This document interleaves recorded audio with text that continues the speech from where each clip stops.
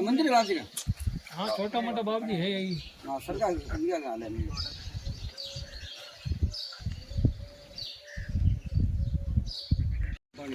थोड़ा ऊपर रख। ये जो तालाब है इसका क्या इतिहास है और अब इस तालाब को किस तरीके से दुरुस्त और पुनरुद्धार किया जा रहा है?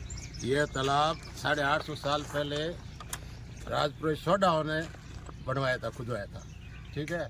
और इस गांव के तालाब में 20-25 गांव पानी यहाँ से पीते हैं और टैंकरों द्वारा पानी अपने गांव घर ले जाते हैं।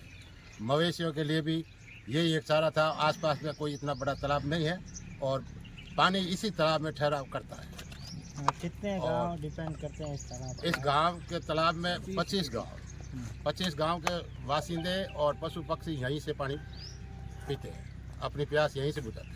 अभी देखते हैं अधिकांश तालाब सूखे पड़े हैं, लेकिन इसमें अभी भी पानी है। क्या कैचमेंट एरिया है इसका और इस पानी नहीं सूखने के कारण क्या है? नहीं सूखने का कारण हमारे गुरु भगवान दास जी महाराज आश्रम है। इनकी कृपा से ही ये मीठा पानी रहता है और अन्य लोगों को पानी मिलता है। सब मेहरबानी इन्हीं की देन है। और इस तालाब के अंदर न कोई स्नान भी व्यक्ति कोई करता नहीं है और न ही कोई पशुओं को भाई छोड़ दो पानी पी के वो अपने आप यहाँ से फटाफट है जो ग्वाला बाहर निकाल लेता है। और बिल्कुल साफ सुथरा तालाब है, गंदीवाड़ा बिल्कुल नहीं है।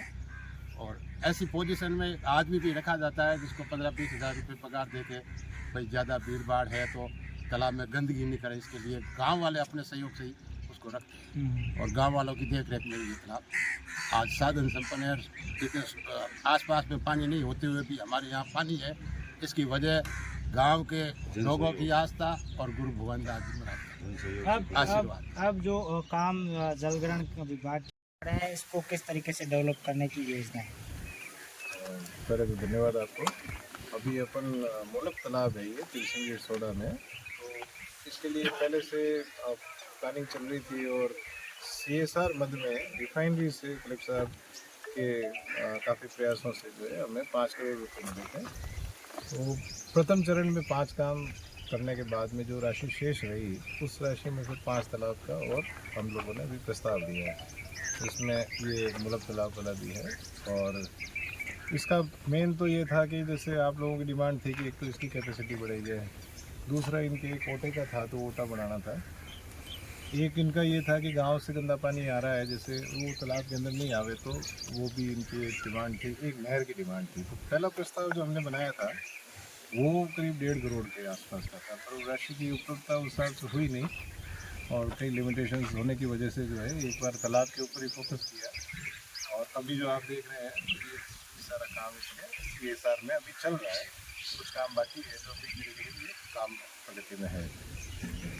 इसके अलावा सर भांडेवास तालाब को भी देखा, वहाँ पर किस तरीके से काम? भांडेवास में भी CSR का ही काम था और वो लगभग पूर्णता की ओर है। उसमें डिमांड थी जो नहर आ रही है, तो नहर में करीब 800 मीटर उसमें हमने सफाई का काम ले लिया था और वो मुख्यतः उनकी डिमांड वही थी कि यहाँ तक का हमारा कैचमेंट एक बार साफ हो जाए। यहाँ भी हमने 10 हेक्टेयर का सफाई का काम भी लिया है। फिर सबसे बड़ी बात ये है कि यहाँ जो समस्या हमें पहले स्टार्टिंग में आई थी प्लानिंग के समय, तो उसमें तालाब बहुत भरा हुआ था। तो हमारे को मन में ये था कि ये कब पानी सूखेगा और कब इस पर हम काम ले सकेंगे। और इस बार थोड़ा किस्मत ठीक थी कि सूख गया और काफ़ी इसका तो अभी पानी अभी भी पड़ा है और काफ़ी काम करे जैसा हो गया। तो आज जिस स्थिति में हम खड़े हैं वो देख पा रहे हैं कि काफ़ी काम हम कर चुके हैं और प्रयास करेंगे कि बहुत जल्दी से जल्दी बारिश आने से पहले जो बकाया काम है जैसे चबूतरा है, प्रोटेक्शन वॉल है, इंटरलॉकिंग ब्लॉक्स है, जिसमें पिचिंग है, ओटा है, ये बहुत जल्दी ही हो जाए ताकि बारिश के आने के बाद में कार्य रुकेगा। जो ग्रामीणों की मांग है कि जो पहाड़ी से यहाँ तक जो नहर पुरानी बन गई थी वो अब कई जगह ब्लॉकेज है, उसको किस तरीके से आगामी कार्य योजना में अब विभाग ने वैसे पूरा एक प्लान बना के और पूरा एस्टिमेट बना के भेज रखा है। वित्तीय उपलब्धता होगी तो उस पर आगामी इसमें दूसरे चरण के अंदर इसको प्रयास करेंगे।